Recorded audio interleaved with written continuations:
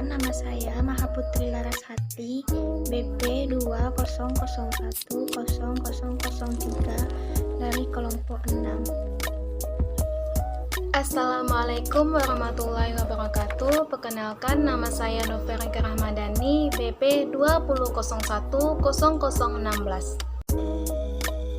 Perkenalkan, saya Adi Senjaya. Baiklah, saya Noverika Rahmadani akan membahas materi tentang pembebanan biaya produksi ke produk. Perhitungan harga pokok produk berbasis volume atau volume based costing disebut juga dengan perhitungan harga pokok produk berbasis unit atau unit based costing atau peanut butter costing. Perhitungan harga pokok ini merupakan perhitungan harga pokok produk tradisional atau traditional costing. Sedangkan perhitungan harga pokok kontemporer disebut juga dengan perhitungan harga pokok produk berbasis aktivitas atau activity based costing. Berdasarkan perhitungan harga pokok produk berbasis volume, pembebanan biaya produksi ke produk menggunakan driver berbasis unit atau unit based driver.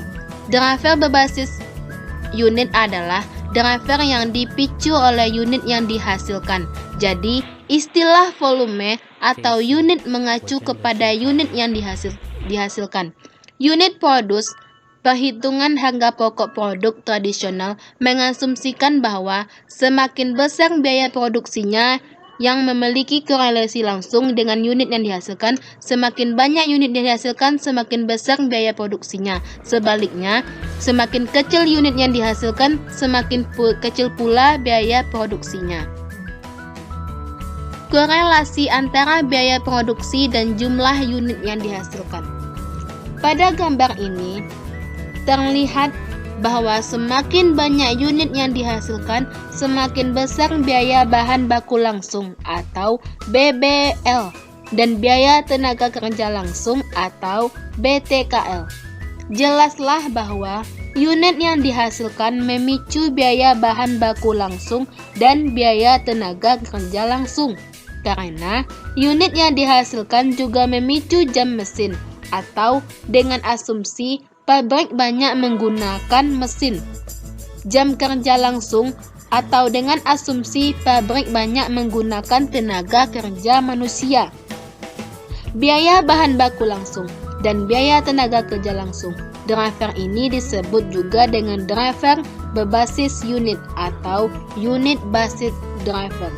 Kemudian, unit based driver ini akan memicu biaya overhead pabrik karena tarif biaya overhead pabrik diperhitungkan per jam mesin atau per jam kerja langsung.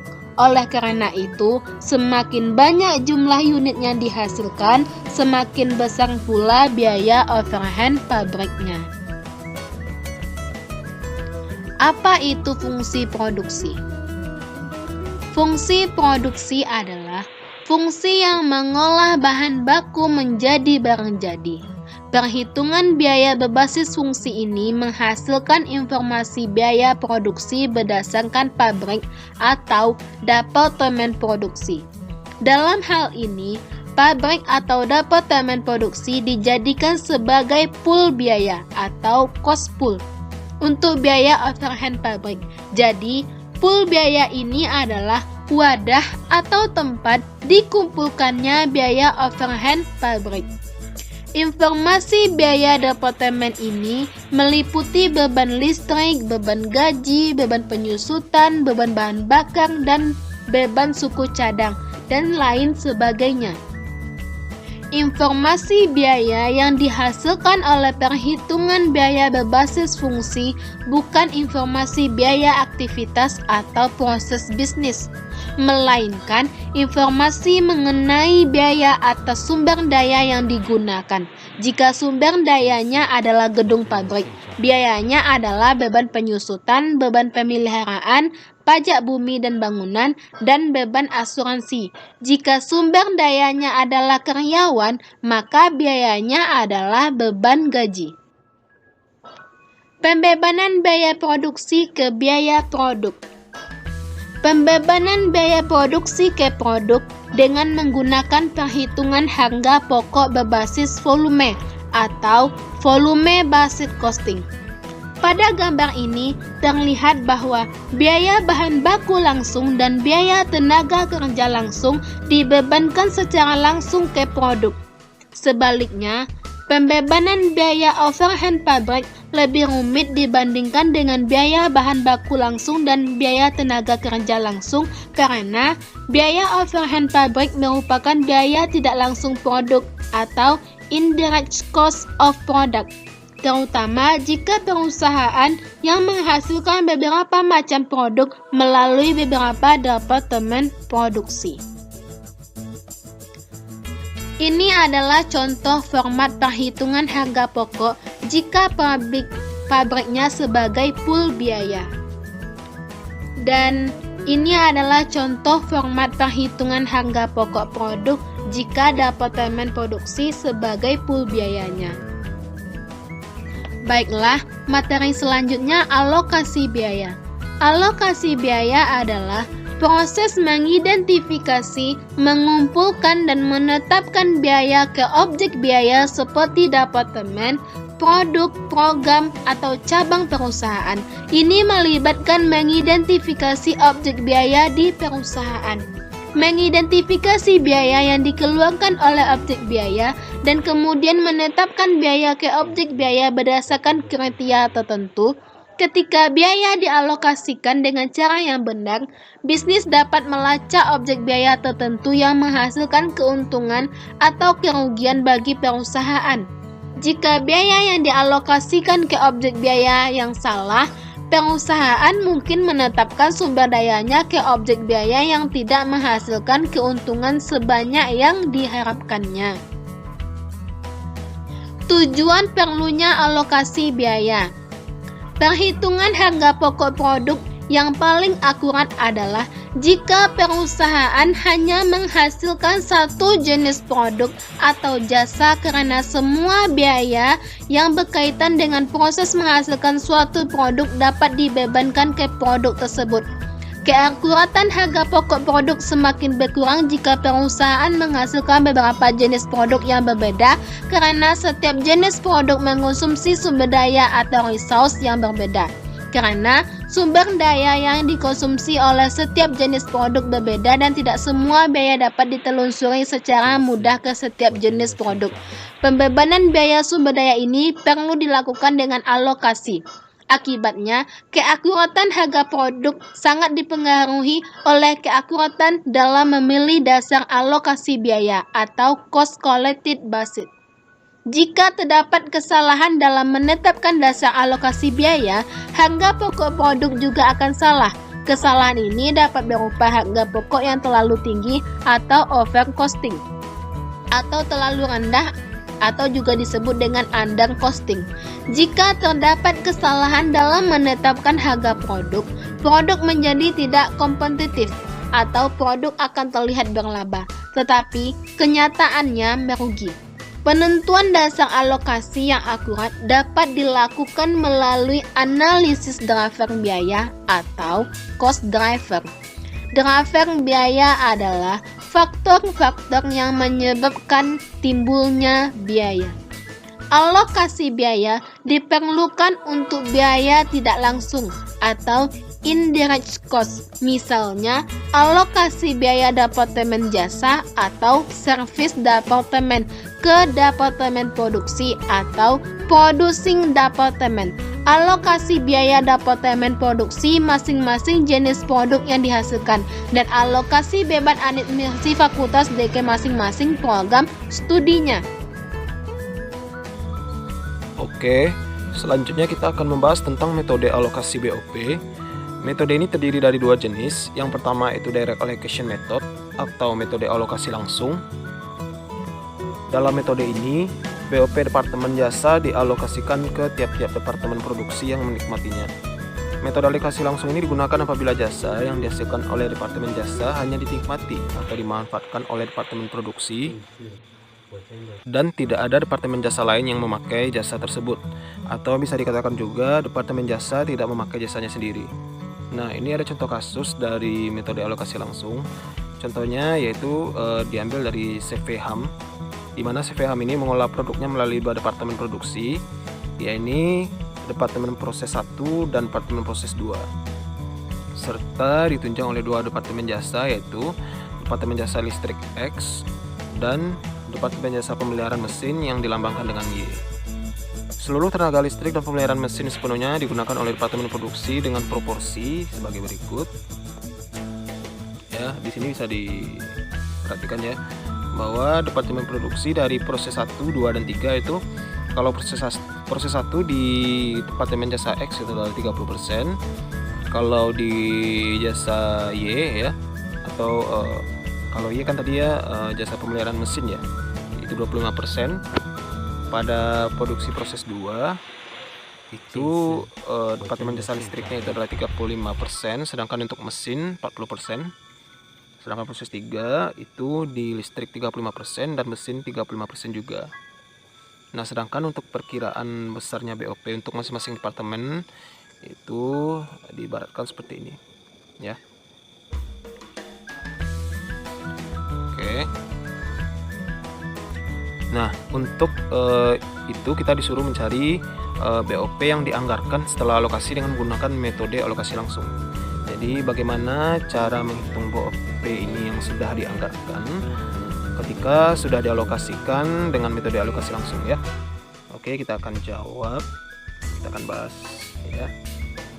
Untuk alokasi BOP dari masing-masing departemen itu adalah kita hitung dari jasa X terlebih dahulu atau dari jasa listrik ya.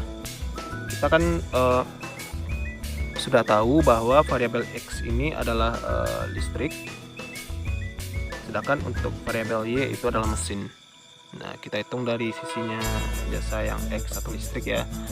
BOP Departemen Jasa X sebanyak 30 juta rupiah, seluruhnya dialokasikan ke masing-masing departemen produksi dengan proporsi masing-masing. Pada proses 1 itu 30%, kita kali dengan seluruh dana yang dialokasikan. Nah, contohnya dari proses 1 itu kan tadi kan kita sudah ketahui bahwa proses 1 ini 30%.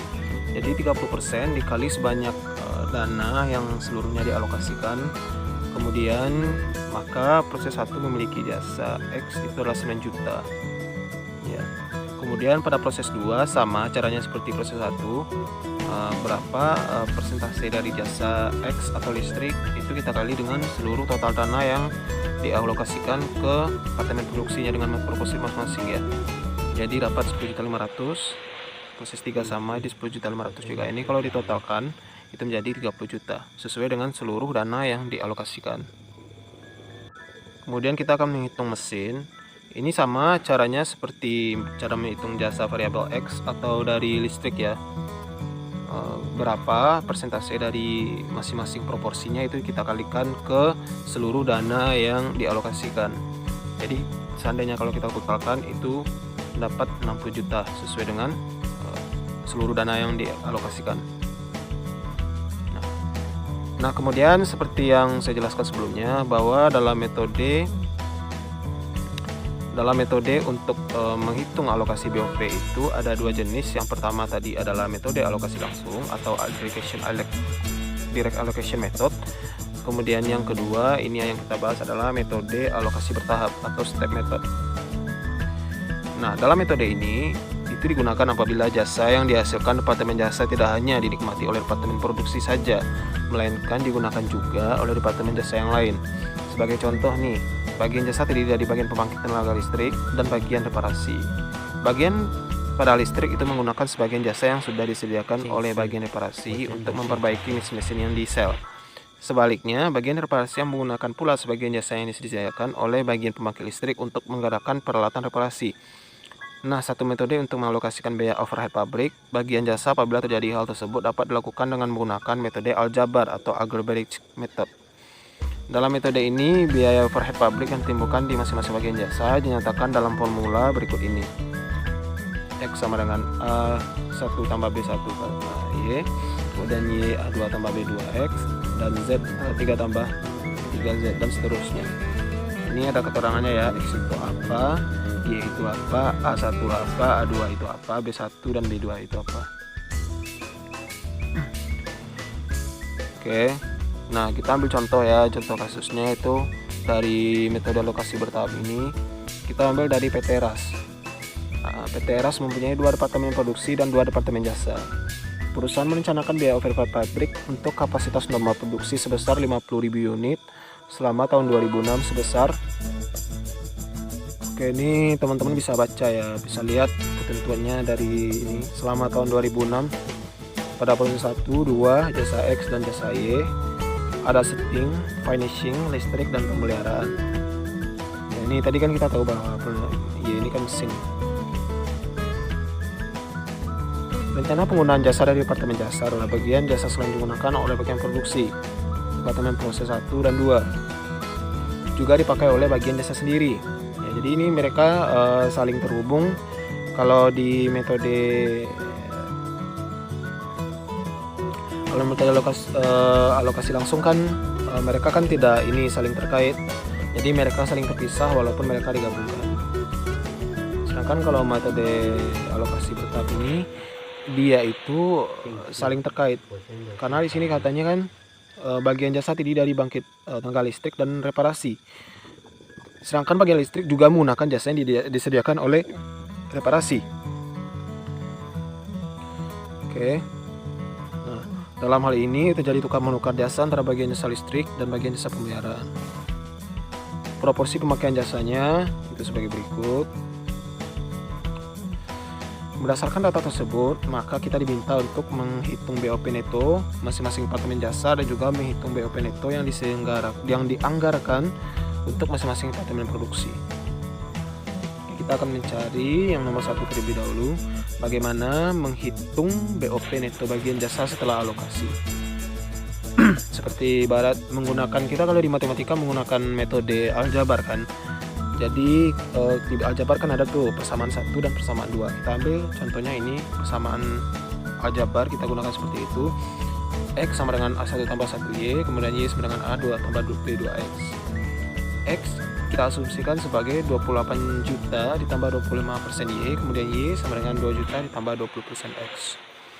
Maka kalau kita cari X itu dapat 28 juta tambah 0,25 ya, itu 0,25 itu 25%, 25 per 100 dikali dengan persamaan Y itu sendiri. Jadi setelah dihitung-hitung itu dapat X 30 juta. Nah, setelah X itu kita dapatkan, maka kita masukkan kolom X tadi yang sudah kita cari, kita masukkan ke bagian Y. Maka seperti ini, Y 2 juta tambah 0,2 dikali 30 juta karena kan ini kan nilai X sudah kita dapatkan, maka dapatlah nilai Y 8 juta rupiah. Oke, next. Jadi sebagai kesimpulan bahwa BOP bagian jasa listrik setelah mendapat alokasi BOP dari bagian jasa pemeliharaan adalah sebesar 30 juta rupiah. Sedangkan untuk bagian jasa pemeliharaan itu sendiri setelah mendapatkan alokasi BOP dari bagian listrik itu sebesar 8 juta rupiah. Maka dari itu jumlah BOP neto untuk masing-masing departemen jasa itu adalah, karena mereka bertotalkan 30 juta ya, mula-mulanya yang listrik 28 juta, sedangkan pemeliharaan itu 2 juta. Ditambah 2 juta, kemudian ditambah 6 juta, maka ya seperti yang teman-teman lihat ya. Kedua BOP neto dari bagian jasa listrik dan pemeliharaan ini kemudian dibebankan kepada masing-masing departemen produksi sesuai dengan proporsinya masing-masing. Lanjut, kita akan mencari yang kedua, menghitung BOP neto masing-masing departemen produksi setelah alokasi. Tadi kan kita sudah mencari yang pertama. Selanjutnya bagaimana kita menghitung BOP neto ini masing-masing departemen produksi setelah dialokasikan.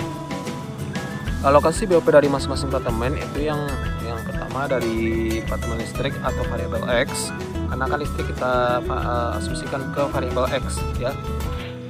BOP departemen jasa X sebesar 24 juta rupiah, seluruhnya dialokasikan ke masing-masing departemen produksi dengan proporsi masing-masing. Proses 1 30 per 80 ya, mungkin kita bingung ya 80 ini datangnya dari mana. Nah, 80 ini adalah bagian yang dijumlahkan antara proporsi dari proses 1 ditambah dengan proses 2. 30 ditambah 50 maka akan ditotalkan menjadi 80. Maka jadi kita mencarinya itu berapa proporsi yang dialokasikan pada prosesnya masing-masing. kita bagi dengan total proporsi untuk seluruh proses, kemudian kita kalikan dengan seluruh dana yang dialokasikan. Maka dari proses 1 30 per 80 dikali 24 juta dapatnya 99 juta ya. Kemudian proses 2 50 per 80 dikali 24 juta dapatlah 15 juta. Sesuai dengan dana yang seluruh yang dialokasikan, maka bertotal 24 juta rupiah. Kita masuk ke yang mesin. Caranya sama dengan yang cara pertama ya, untuk mencari jasa bagian departemen listrik ya, sama, caranya sama, maka bertotalkan 6 juta sesuai dengan seluruh dana yang dialokasikan. Maka dapatlah seperti ini ya. Nah, berikutnya kita sudah mencari bagaimana kita menghitung BOP yang dialokasikan. Maka kita akan bagaimana kita mengangkutasikan atau membukukan dari BOP yang sudah kita cari sebelumnya. Maka ayat jurnal untuk biaya overhead pabrik departemen atau departemen overhead cost prinsipnya sama dengan ayat jurnal untuk biaya overhead pabrik non departemen. Perbedaannya adalah ayat jurnal biaya overhead pabrik departemen dibuat untuk setiap departemen produksi. Secara umum ayat jurnal untuk biaya overhead pabrik dapat dibesarkan berdasarkan sebagai berikut. Yang pertama, ketentuannya adalah ayat jurnal untuk mencatat biaya overhead pabrik yang dibebankan untuk setiap departemen produksi. Kemudian yang kedua, ayat jurnal untuk mencatat biaya overhead pabrik sesungguhnya untuk setiap departemen produksi. Kemudian yang ketiga, ayat jurnal untuk mencatat biaya overhead pabrik untuk setiap departemen produksi. Kemudian ayat jurnal untuk mencatat selisih biaya overhead pabrik. Kemudian yang terakhir itu adalah ayat jurnal untuk menutup selisih biaya overhead pabrik. Nah, untuk spending variance atau selisih pengeluaran itu disebut juga dengan selisih anggaran atau budget variance ya. Di mana selisih ini terjadi karena adanya perbedaan biaya overhead variabel, yaitu antara biaya overhead pabrik variabel sesungguhnya dengan biaya overhead variabel yang dianggarkan pada kapasitas sesungguhnya. Biaya overhead variabel pada kapasitas sesungguhnya disebut juga dengan anggaran fleksibel. Pada kapasitas sesungguhnya anggaran fleksibel adalah anggaran yang disusun dalam beberapa tingkat kapasitas pada akhir periode anggaran, di mana biaya ini disesuaikan dengan kapasitas sesungguhnya capai dan dibandingkan dengan biaya sesungguhnya karena kapasitas yang diberikan sama. Penilaian kinerjanya akan lebih adil rasanya jika kapasitas yang sama harusnya tidak terdapat perbedaan antara biaya dalam anggaran dan realisasinya. Namun apabila terjadi perbedaan-perbedaan ini perlu diinvestigasi kembali untuk menentukan penyebabnya apa, sehingga terjadi selisih pengeluaran yang dihitung dengan rumus berikut, di mana BOP yang sesungguhnya itu dikurangi dengan BOP tetap yang sudah dianggarkan. Ya, kapasitas normal dikali tarif tetap. Kemudian ada lagi BOP variabel sesungguhnya itu dikurangi dengan BOP variabel yang dianggarkan pada kapasitas sesungguhnya. Ya, ini lebih ke teori sih ya teman-teman ya. Nah, di sini ada ketentuan juga bagaimana BOP variabel yang lebih kecil daripada BOP variabel yang dianggarkan, yaitu dengan pengeluaran laba atau variabel spending variance ya. Sini teman-teman bisa baca saja ya, karena ini lebih ke teori sih. Boleh di pause dulu nggak apa-apa. Oke, karena sudah habis ya, karena sudah habis pembahasan kita sudah selesai. Jadi mohon jangan lupa untuk di share ke teman-temannya, jangan lupa subscribe, like and share ke teman-teman media sosialnya, karena berbagi hal yang bermanfaat itu sangatlah indah. Oke, thank you and see you. Jenis kapasitas pabrik dan departementasi pabrik. Pemilihan tingkat kapasitas pabrik diperlukan sebagai dasar perhitungan tarif biaya overhead pabrik. Berikut penjelasan mengenai masing-masing jenis kapasitas. Kapasitas teoritis. Kapasitas teoritis disebut juga kapasitas ideal atau kapasitas maksimum, yaitu kapasitas untuk operasi 100%. Dalam praktiknya, kapasitas ini tidak pernah dipakai sebagai dasar perhitungan tarif biaya overhead pabrik ke produk, karena sulit dicapai dalam pelaksanaannya. Seringkali ditemui hambatan-hambatan baik yang bersifat internal seperti mesin rusak maupun eksternal seperti turunnya permintaan produk. Yang kedua, kapasitas praktis. Kapasitas praktis adalah kapasitas setelah mempertimbangkan hambatan-hambatan internal perusahaan seperti pekerja sakit, mesin rusak, pekerja untuk unjuk rasa, karyawan cuti, dan sebagainya. Jadi kapasitas praktis adalah kapasitas teoritis dikurangi hambatan-hambatan internal. Kapasitas ini juga jarang digunakan sebagai dasar perhitungan tarif biaya overhead pabrik karena masih sulit dicapai. Ketiga, kapasitas normal adalah kapasitas setelah mempertimbangkan hambatan internal dan eksternal. Beberapa contoh hambatan eksternal adalah hari libur nasional, masyarakat unjuk rasa, turunnya permintaan produk karena krisis ekonomi dan sebagainya. Jadi kapasitas normal adalah kapasitas teoritis dikurangi hambatan internal dan eksternal. Kapasitas ini umumnya digunakan sebagai dasar perhitungan tarif biaya overhead pabrik ke produk karena merupakan kapasitas yang paling mungkin dicapai. Kapasitas ini tidak hanya mempertimbangkan hambatan internal dan eksternal, tetapi juga mempertimbangkan fluktuasi pemakaian kapasitas selama umur ekonomis dengan mempertimbangkan fluktuasi pemakaian kapasitas selama umur ekonomis. Tarif biaya overhead pabrik akan lebih stabil karena tidak dipengaruhi oleh fluktuasi produk dalam jangka pendek. Yang keempat, kapasitas sesungguhnya yang diharapkan adalah kapasitas sesungguhnya yang diharapkan untuk periode mendatang. Misalnya tahun depan karena perhitungan kapasitas ini bersifat jangka pendek. Kapasitas yang dipakai mungkin saja berbeda antara satu periode ke periode lainnya. Oleh karena itu, kapasitas ini jarang digunakan sebagai dasar perhitungan tarif biaya overhead pabrik. Jika kapasitas ini yang dipakai, tarif biaya overhead pabrik akan menjadi tidak stabil. Pada periode dengan produksi tinggi, teori overhead akan rendah karena biaya overhead tetapnya dapat didistribusikan dalam jumlah unit yang banyak. Sebaliknya, pada periode dengan produk rendah, tarif overhead akan tinggi karena biaya overhead pabrik tetap didistribusikan dalam jumlah unit yang sedikit. Departementalisasi pabrik adalah proses pembagian pabrik menjadi beberapa departemen, di mana biaya overhead pabrik akan dibebankan. Tujuan pembagian pabrik menjadi beberapa departemen adalah untuk memperbaiki keakuratan perhitungan harga pokok produk dan mengendalikan biaya overhead pabrik. Perhitungan harga pokok produk menjadi lebih akurat karena setiap departemen mungkin memiliki tarif biaya overhead pabrik yang berbeda. Pengendalian biaya overhead pabrik akan mudah dilakukan karena manajer departemen dapat dibebani tanggung jawab terhadap biaya yang terjadi di departemennya. Pengelompokan departemen. Pertama, departemen produksi adalah departemen yang mengelola bahan baku menjadi barang jadi. Contoh departemen produksi di perusahaan pembuat perabot adalah departemen pemotong bahan, departemen perakitan komponen, dan departemen pengecatan. Departemen jasa adalah departemen yang tidak mengelola bahan baku menjadi barang jadi, tetapi memberikan jasa kepada departemen produk. Contoh departemen jasa adalah pembangkit tenaga listrik, bengkel, dan kafetaria. Pembangkit tenaga listrik memberikan jasa listrik kepada departemen produksi dan departemen lainnya. Bengkel memberikan jasa perbaikan kepada departemen produksi dan departemen lainnya. Dan kafetaria memberikan konsumsi kepada karyawan dan pekerja. Departemen produksi dan departemen lainnya, karena departemen jasa memberikan jasa kepada departemen produksi dan departemen lainnya.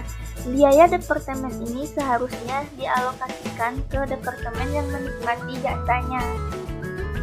Yang ketiga, departemen penanganan bahan baku sesuai dengan besarnya jasa yang diberikan kepada masing-masing departemen. Hal itu juga diterapkan dalam biaya departemen penanganan bahan baku. Langkah-langkah perhitungan harga pokok produk. Pertama, mengidentifikasi departemen produksi dan departemen serta cost drivernya. Kedua, mengidentifikasi sumber daya dan biaya sumber daya yang digunakan oleh departemen produk dan departemen jasa serta cost driver untuk biaya tidak langsung departemen dengan pertama, mengidentifikasi sumber daya yang digunakan oleh setiap departemen. Kedua, menentukan biaya sumber daya yang digunakan. Ketiga, mengidentifikasi biaya langsung departemen dan biaya tidak langsung.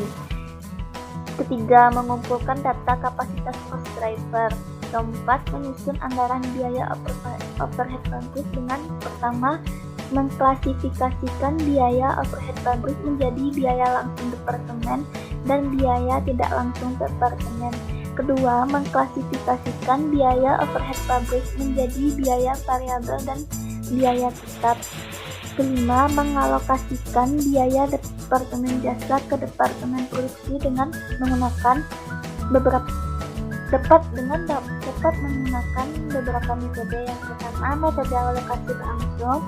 Kedua, metode alokasi bertahap. Ketiga, metode aljabar. Keenam, perhitungan tarif overhead departemen. Ketujuh, perhitungan harga pokok produk.